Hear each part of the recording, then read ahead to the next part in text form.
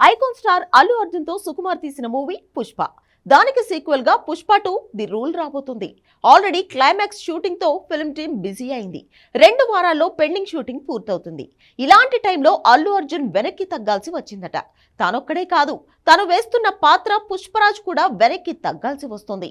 Basic గా పుష్ప అంటేనే తగ్గేదే లేదు, తగ్గడు, కానీ తగ్గాడు. సెకండ్ పార్ట్ కోసం ఐకాన్ స్టార్ పుష్పరాజ్ గా చాలా వరకు తగ్గాడు. ఎందుకు? సుకుమార్ చేసిన తప్పు వల్లే తను తగ్గాల్సి వచ్చిందా? Have a look.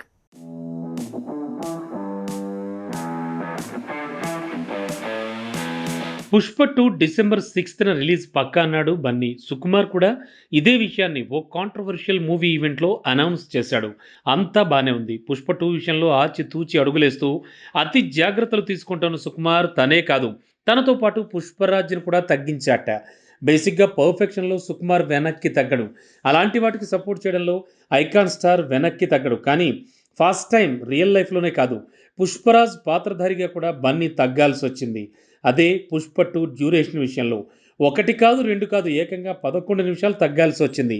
Pushpa movie 3 గంటల 10 నిమిషాల నడివితో వస్తే పుష్ప 2 మాత్రం 2 గంటల 59 నిమిషాలతో వస్తోందట. అంటే పుష్ప ది రైజ్కి పుష్ప ద రూల్కి డ్యూరేషన్లో 11 నిమిషాలు తేడా ఉంది. ఇంకా క్లైమాక్స్ పూర్తి కాకముందే ఫైనల్ కట్ డ్యూరేషన్ ఇంత అని చెప్పలేం. కానీ క్లైమాక్స్ ముందే స్టోరీ బోర్డు వేసి డూబ్స్తో తీసి దాన్ని ఎడిట్ చేశాకే 2 గంటల 59 నిమిషాల నిడివి వచ్చిందట. సో డూబ్స్తో తీసిన క్లైమాక్స్ ప్లేస్లో బన్నీతో తీసే ఒరిజినల్ని యాజ్ ఇట్ ఈజ్ కట్ చేసి రీప్లేస్ చేస్తారు. కాబట్టి డ్యూరేషన్లో మార్పు ఉండదు.